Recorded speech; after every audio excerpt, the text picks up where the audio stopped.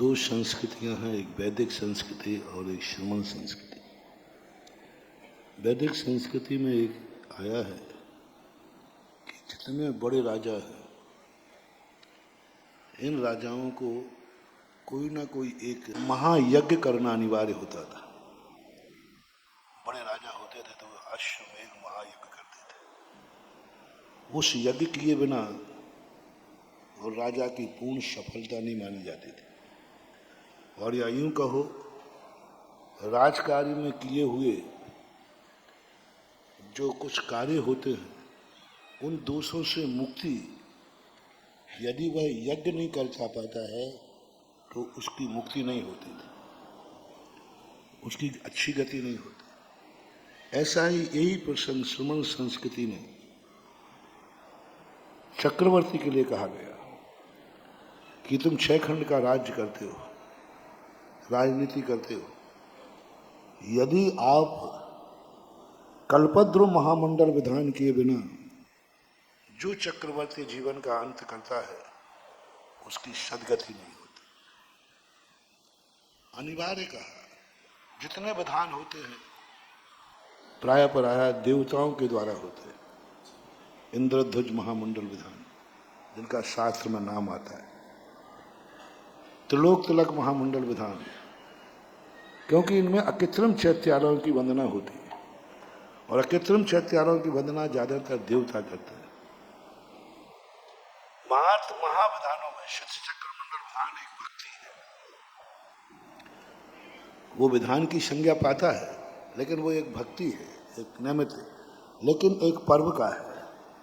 लेकिन कल्पद्रुम महामंडल विधान चक्रवर्ती के जीवन में किए हुए जितने भी आरंभ परिग्रह के दोष हैं, वो कल्पद्रुम मंडल विधान करने के बाद ही उसको कहा जाता है कि चक्रवर्ती सदगति को प्राप्त हुआ।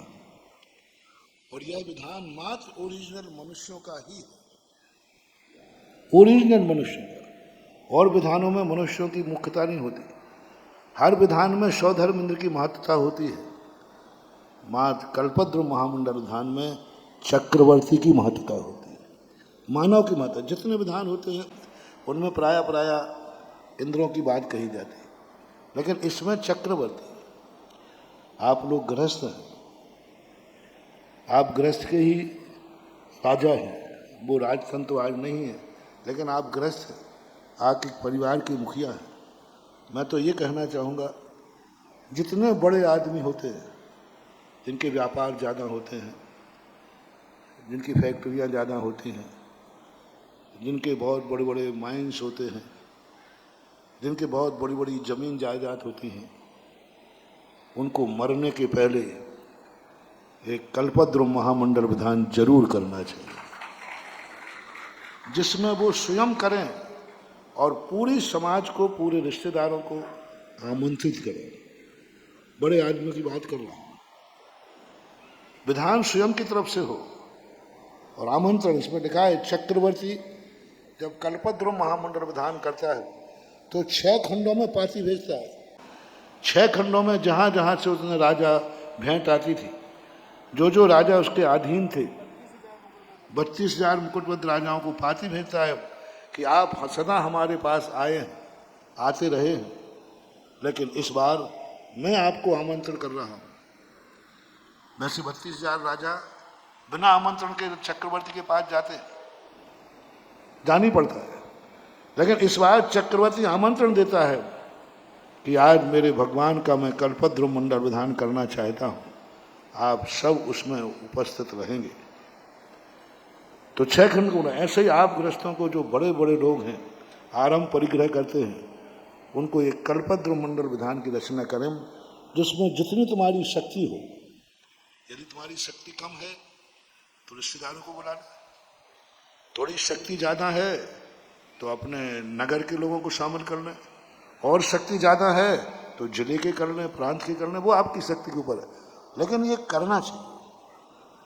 और यदि आपकी इतनी समर्थ नहीं है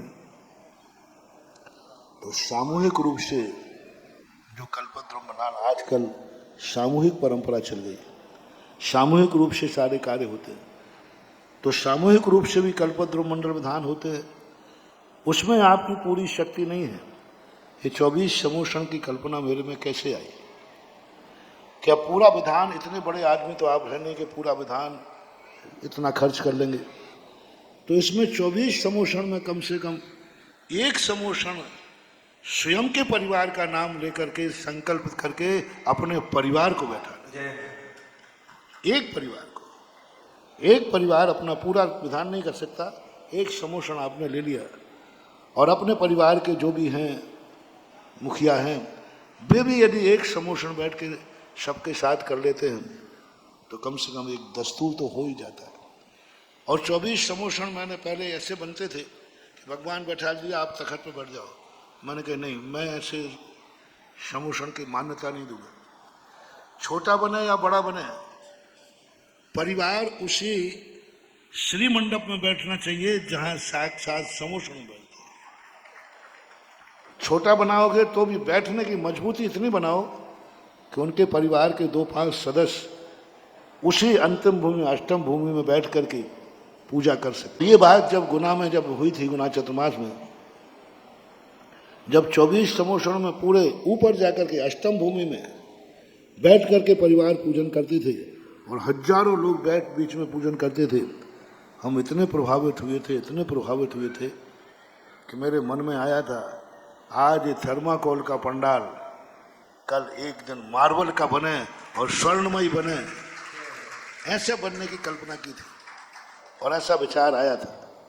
तो ये स्थितियाँ बहुत बढ़ गई। कोई भी चीज़ का करने के पहले लॉजिक खोजना चाहिए। यदि हमें कोई लॉजिक नहीं मिलता तो मैं उसमें कभी बोलता नहीं, प्रोत्साहित भी नहीं करता। ठीक है, आप लोग करते हो तो मैं मना नहीं करता, बहुत सारे विधान आप करते हो, मैं मना नहीं करता, लेकिन मुझे जब लॉजिक चाहिए, क्यों ये विधान क्यों किया जा रहा है, क्यों करना पड़ता है, और ये 24 समूषण क्यों एक समूषण बनाए। तो 24 समूषण में उन मध्यम वर्गीय लोगों को जो पूरा कल्पद्रुमंडल विधान अकेले नहीं करा सकते, पूरी समाज को निमंत्रण नहीं दे सकते, वे कम से कम एक समूषण लेकर के जिंदगी भर में किए हुए जो आरंभ परिग्रह के दोष हैं उन दोषों से तो मुक्ति मिल जाए। क्योंकि आपका छोटा व्यापार है, छोटी गृहस्थी है, छोटा है, तो कम से कम छोटे रूप में ही सही, कम से कम आपने बड़ा नहीं कर पाए, दस्तूर तो कर दिया कि मैंने कल्पद्रुमंडल विधान में पूर्ण समूषण लेकर के बैठा था। और तुम्हारी शक्ति है तो बड़ा समूषण में बैठनी चाहिए। मुख्य समूषण जो रहता है उसमें भी चक्रवर्ती बन सकते हो। तो ये जो कल्पद्रुमंडल विधान है आज मानवों का, मानव जाति का, और चक्रवर्ती इसका मुख्य नेता होता है, उसके नेतृत्व में ये कार्य किया जाता है। आपके यहाँ ये कार्यक्रम आगे होने वाला है, कर रहे हैं, तो ये बहुत बड़ी चीज़। तो लोक तिलक मंडल विधान भी करने का पहले मन था, लेकिन पहली बात तो उसमें अकृत्रिम चैत्यालयों की पूजा है और वो इतना प्रचलित नहीं है। पूरे भारत में ढूंढी तो किताब ही नहीं मिली, यानी कोई उसको ज़्यादा। तो मैंने सोचा जो माल मार्केट में बिकते ही नहीं है उसको खपाने से क्या फायदा। तो फिर कल्पद्रुमंडल विधान की चर्चा आई। 24 कल्पद में पूरे उसी में बैठ करके होगा। तो 3 क्वालिटी बता दी मैंने। एक तो हर व्यक्ति को मन बनाना है कि जिंदगी में एक कल्पद्रुमंडल विधान आपको अपनी तरफ से करना है।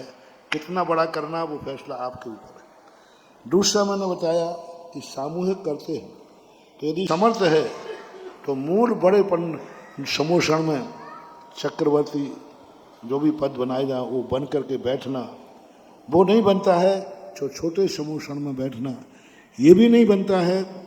तो पूरे सागर के हर घर के जैनी से मैं कहना चाहूँगा कि सामान इंद्र बन करके भी यदि कल्पद्रुम में बैठते हो तो आज अनुमोदना से इंद्र बन जाना। कल तुम्हारी शक्ति इतनी हो जाएगी कि एक दिन तुम समूषण विधान करने लायक हो। मान लो बीच में जो हजारों इंद्र बैठेंगे, इनका क्या? ठीक है, हमारी शक्ति नहीं है कि हम एक पूरा कल्पद्रुमंडल विधान ले सके, हमारी शक्ति नहीं है कि हम बड़े विधान में बैठ देंगे, तो हम साधारण इंद्र बन जाएं। लेकिन साधारण इंद्र बने कल्पद्रुम महामंडल विधान में, और वहाँ जो तुम्हारी शक्ति असमर्थ होने के कारण तुम छोटे इंद्र बने हो। तो कल्पद्रुम का अर्थ होता है कल्प वृक्ष, कल्प वृक्ष। और उस वृक्ष की छाया में बैठ करके तुम पूजा करोगे तो नियम से एक दिन तुम्हारी वैसी शक्ति आएगी कि तुम बड़े सिंहासन में बैठ करके भी पूजा कर सकते।